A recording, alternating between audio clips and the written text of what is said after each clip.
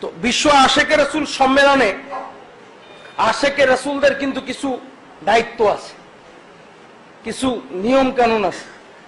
আমরা যারা সারা বছর মানত করি, সারা বছর আমরা যারা মানত করি, মানতের কমিটমেন্টটা কিন্তু করি হচ্ছে প্রতিশ্রুতি যে আমি এই বিপদ থেকে উদ্ধার হলে, এটা আমার একটা প্রতিশ্রুতি আল্লাহর কাছে যে গো দয়াল মাওলা, দয়াল খোদা, আমি যদি এই বিপদ থেকে উদ্ধার হই তাহলে এই মানত, যদি বিপদ থেকে উদ্ধার হই এই মানত দরবার শরীফে মোর্শেদের কাছে আদায় করব। ঠিক না? ঠিক না?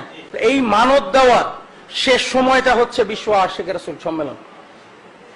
মানত আদায় করার শেষ সময়টা হচ্ছে বিশ্ব আশেকে রাসূল সম্মেলন।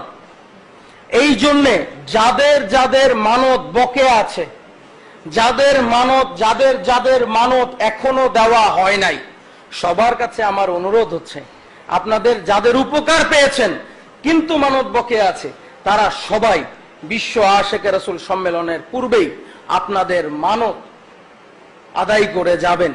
যদি পূর্বে আসতে না পারেন, অবশ্যই সম্মেলনের দিন মানত আদায় করে যাবেন।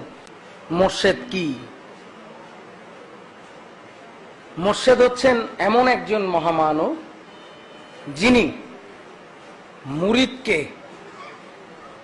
মঞ্জিলে মকসুদে পৌঁছাইতে সক্ষম।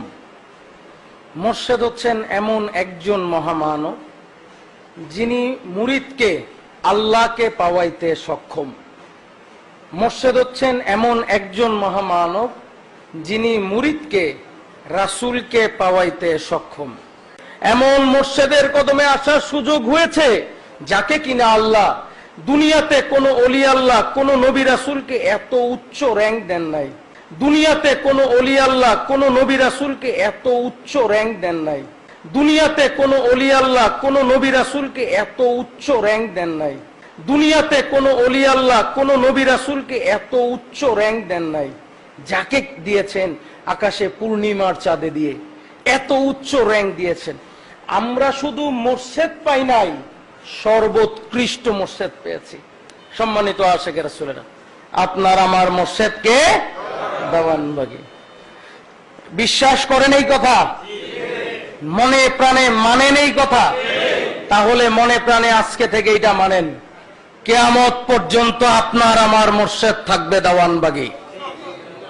কিয়ামত পর্যন্ত এই মোহাম্মদ ইসলামের মোর্শেদ থাকবে কে বলেন?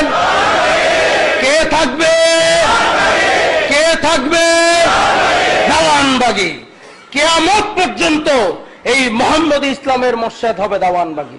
আমি স্পষ্ট রূপে দেওয়ানবাগীর গোলাম, আমি কুদরতে খোদা বলছি, চিরকাল কিয়ামত পর্যন্ত আপনার আমার মোর্শেদ হবে কে বলেন? কে হবে? দেওয়ানবাগী। যদি আপনারা এইটা মানতে পারেন, যদি এই কথা অন্তরে বসাইতে পারেন, কিয়ামত পর্যন্ত মনে রাখেন ওই মোর্শেদ আপনার কবরে যাবে আর গিয়ে বলবে আমার গোলাম ছিল, একে হাজির করো। ওই মোর্শেদ আপনার কবরে যাবে আর গিয়ে বলবে আমার গোলাম ছিল, একে হাজির করো। ওই মোর্শেদ আপনার কবরে যাবে আর গিয়ে বলবে আমার গোলাম ছিল, একে হাজির করো। সম্মানিত আশেকে রাসূলেরা, মুক্তি দেওয়ার ক্ষমতা আমার নাই। আমি শুধুমাত্র মোর্শেদের কাছে আপনার জন্য সুপারিশ করতে পারি মাত্র। মুক্তিদাতা কে বলেন? দেওয়ানবাগী। ঠিক না? ঠিক না? মুক্তি দেওয়ার ক্ষমতা কার? মুক্তির সুপারিশকারী কে? আল্লাহর কাছে সুপারিশকারী কে? আল্লাহর কাছে সুপারিশকারী কে? আল্লাহর কাছে সুপারিশকারী কে? মনে থাকবে, যদি এই কথা চিরকাল অন্তরে রাখতে পারেন, বেঈমান হবেন না।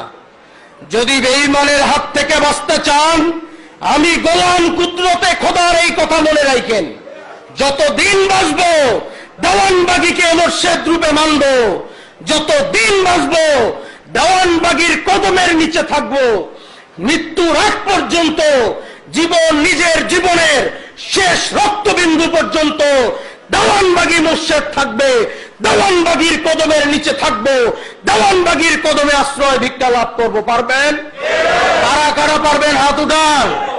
আজকে থেকে শপথ করেন, কিয়ামত পর্যন্ত আপনার আমার মোর্শেদ হবে দেওয়ানবাগী। বলে আমাদের মুর্শেদ হবে দেওয়ানবাগী। দেওয়ানবাগীর কদমে কিয়ামত পর্যন্ত আশ্রয় চাই। দেওয়ানবাগীর কদমে জীবন মরণ সঁপে দিতে চাই। দেওয়ানবাগীকে মণিপুরকে গ্রহণ করলাম, দেওয়ানবাগীর গোলাম হইলাম।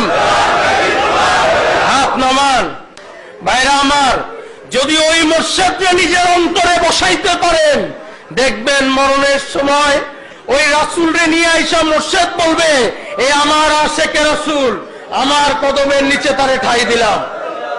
সম্মানিত আশেকে রাসূলেরা, আমি আপনাদেরকে উদারত আহ্বান জানাই, আসুন আমরা সবাই দেওয়ানবাগীর গোলাম হই।